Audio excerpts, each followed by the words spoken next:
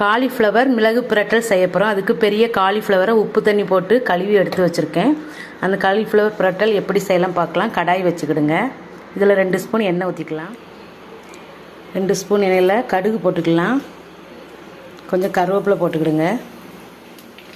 Cut பண்ணி வச்ச 3 வெங்காயம் போட்டுக்கிடுங்க.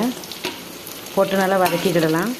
1/2 ஸ்பூன் இஞ்சி பூண்டு போட்டு நல்லா வதக்கிக்கிடுங்க. வெங்காயம் வதங்கிருச்சு. 3 தக்காளி கட் பண்ணி வச்சுருக்கு, இதை சேர்த்துக்கலாம். தக்காளி வதங்கிருச்சு. கழுவி வச்ச காலிஃப்ளவரை சேர்த்துக்கிடுங்க. 1 ஸ்பூன் மல்லித்தூள் போட்டுக்கிடுங்க. 1/2 ஸ்பூன் மிளகாத்தூள், 1/4 ஸ்பூன் மஞ்சத்தூள் போட்டு நல்லா பரட்டிக்கலாம்.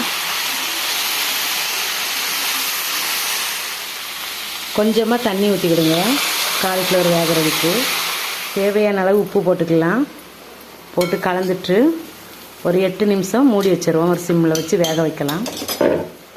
காலிஃப்ளவர் நல்லா வெந்துருச்சு பாருங்கள், சூப்பராக வெந்திருக்கு. இந்த சமயத்தில் 1/2 ஸ்பூன் பெப்பர் தூள் போட்டுக்கிடுங்க. கொஞ்சம் மல்லி இலை கலந்து நல்லா எடுத்துக்கலாம். ஒரு 2 நிமிஷம் மூடி வச்சுக்கிடுவோம். இந்த மிளகோட பச்சை ஸ்மெல் போகட்டும்.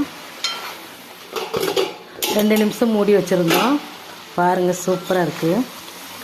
டேஸ்ட்டு நல்லா பக்காவாக இருக்குது. மிளகு பிரட்டல் சூப்பராக ரெடி ஆயிடுச்சு. காலிஃப்ளவர் மிளகு பிரட்டல் சூப்பராக ரெடி பண்ணியாச்சு.